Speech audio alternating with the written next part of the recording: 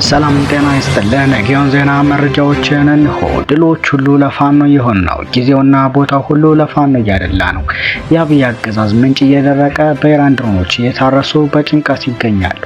አሁን ተተኳሽ የለም፣ ጥይት እርዳታ የለም። የአብይ እስትንፋስ በኢራኖች ጦርነት ማቆም አለማቆም ላይ ተንጠልጥሏል። አርበኛ አስረስማር እንዳለው የኢራን ሚሳኤሎች ብዙ ነገር ለውጠዋል።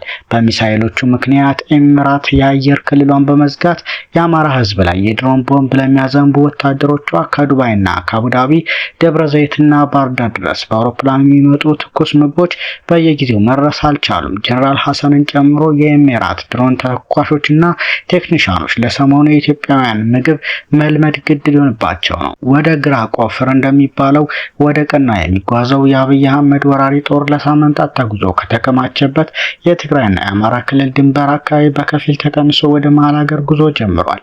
በነገራችን ላይ አብይ ወደ ቆቦ፣ ሰቆጣ፣ ወደ ደባርቅ ኃይል ያጠራቀመው ሰሜኖቹ ከበው ሊያጠፉ ስለሆነ መከላከል አለብኝ ብሎ እንጂ አቅደው ያደረገው ስምሪት አይደለም። በዛው አጋጣሚም እያስፈራራ ሽምግልና ሊቀመጥ ነበር። ሳሚ ጠፋ። አሁን ከምርኮ የተረፈውን ሰራዊት እያንከራተተው ነው። ሰውየው ሀገርና ኮሪደር ሰራዊትና አራዊት ተምታተውበታል። ሀሳብም ወደ ሀሳብ ተለውጧል። የቀይ ባህር ምኞትም እንደ ጉም ተኗል።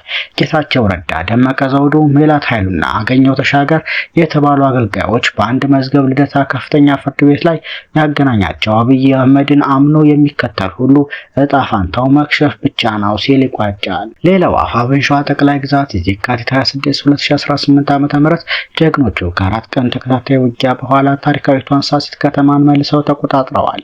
ከመንዝ ሞላሊ በ14 መኪና፣ ከሰላ ድንጋይ ከጠርማበር በ3 መኪና እንዲሁም ከሰላ ድንጋይ አንድ ተጨማሪ መኪና በአንድ ሚሊሻ በአጠቃላይ 16 መኪና አየር ወለድ፣ አንድ መኪና ሚሊሻና ዙ 23 አየር መቃወሚያ በመያዝ ዘረፋንና ፈሳን አልሞ ወደ ጀግኖቹ ቀይ ሳሲት ያቀነው የጠላት ኃይል በጀግኖች ሸዋ ጠቅላይ ግዛት እዝባ አፄ አምደ ጽዮን ኮር ክፍለ ጦሮች በተከታታይ ለአራት ቀናት ሲቀጠቀጥ ከርሞ የካቲት 26 2018 ዓ.ም በወንዶች ክንድ ሳሲት ከተማን እንዲለቅ ተደርጓል። በዚህ አስደማሚ ውጊያ ላይ የአፄ አምደ ጽዮን ኮር ክፍለ ጦሮች ጀብደኛው ራምቦ ክፍለ ጦር፣ ጀግናው 7 ክፍለ ጦርና የአፄ ምኒልክ ክፍለ ጦር ሻለቆች፣ የኮሩ ቃኝ እንዲሁም ተጉለት ላይ ትልቅ የውጊያ ዝና በእጃቸው የጻፉት አርበኞች ፋኖ የጦር የንጉሥ ሳህለ ስላሴ ክፍለ ጦር ተዋጊዎች በጋራ የጠላት አየር ወለድ ኮማንዶ በሳሲት ዙሪያ በመክበብ የተጠናከረና እረፍት የለሽ ውጊያ በመክፈት በጠላት ላይ ከፍተኛ ሰብአዊ ኪሳራ ማድረስም ተችሏል። በዚህ የጀግኖቹ ጠንካራና የተናበበ ጥቃት ጠላት ከ72 በላይ ጨፍጫፊ ኃይሉ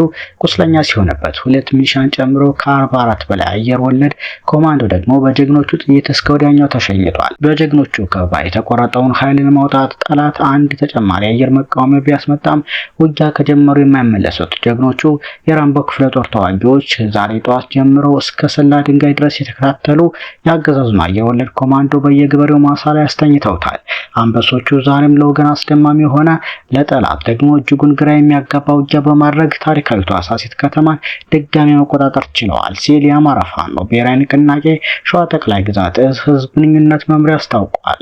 እንዲሁ ከሻምቦ በመነሳት ምሽቱን አቤ ደንጎሮ ወረዳ በመግባት ጠዋት ላይ ወደ ውባንጭ ከተማ በመግባት የአማራ ፋኖ በወለጋ ጽናት ክፍለ ጦር ላይ በአራት ግንባር ጦርነት የከፈተው ያገዛዙ ጥምር ጦር በቀጥታ በአማራ ፋኖ በወለጋ ወታደራዊ አዛዥ አርበኛ አደም ተፈራ እየተመራ በመከላከልና በመልሶ ማጥቃት 5 ያገዛዙ ሰራዊት ለአማራ ፋኖ በወለጋ እጃቸውን የሰጡ ሲሆን ከ25 በላይ የሚሆኑት ተደምስሰዋል። በዚህም ከባድ ጦርነት በርካታ ድሎች ተመዝግበዋል። 16 ጥቁር ክላሽ እንዲሁም በርካታ በጣም ብዛት ያለው የወገብና የደረት ትጥቅ እንዲሁም ወታደራዊ ሻንጣዎች ሲገኙ 5 እጅ የሰጡ ምርኮኞቹ ከ25 በላይ የተደመሰሱ ሲሆን የቀረው የአማራ ፋኖ በወለጋን ጠንካራ ዱላ መሸከም የከበደው የብርሃኑ ጁላ ሰራዊት ተበትኖ ያውጭኝ ብሎ በየጫካው ፈርጧል ሲል የአማራ ፋኖ በወለጋ ጽናት ክፍለ ጦር ህዝብ ግንኙነት መምሪያ ኃላፊ ፋኖ ካሳሁን ወርቁ ገልጿል።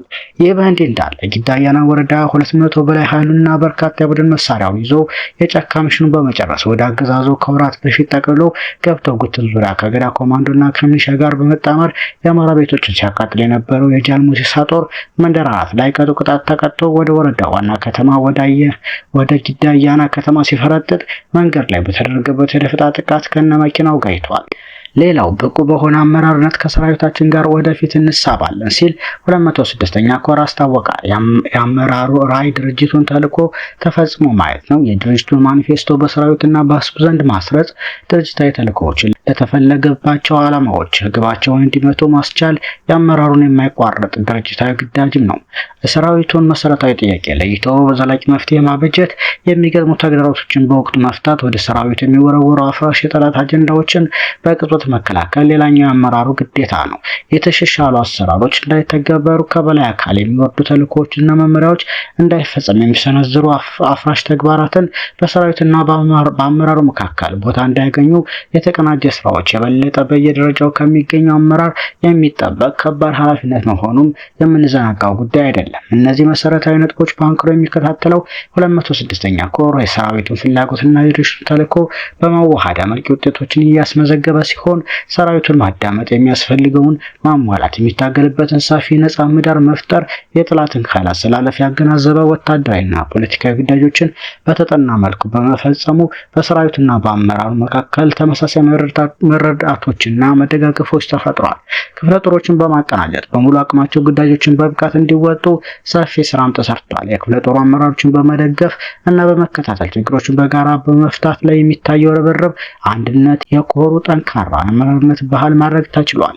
ሰራዊቱ የትኛውንም አካል ከመወገን ድርጅታዊ ተልዕኮዎች ላይ ትኩረት እንዲያደርግና የትግሉን በባለቤትነት እንዲጠብቅ በማድረግ አሰራርና መመሪያዎች በአንጻራዊነት እየተፈጸሙ ነው። ሰራዊቱ ለአመራሩ ቤቱ ነው፣ አመራሩ ለሰራዊቱ ልብ ነው። ይህም የኮራችን የግንኙነት መስመር ይዘን የማንወጣው ግዳጅ የማንጨብጠው ድል እንደማይኖር እናረጋግጣለን ሲል የአፋብኃኝ ቴዎድሮስ 206ኛ ኮር ህዝብ ግንኙነት አስታውቋል። ሰሞንኛ መረጃዎች እነኚህ ይመስሉ ነበር።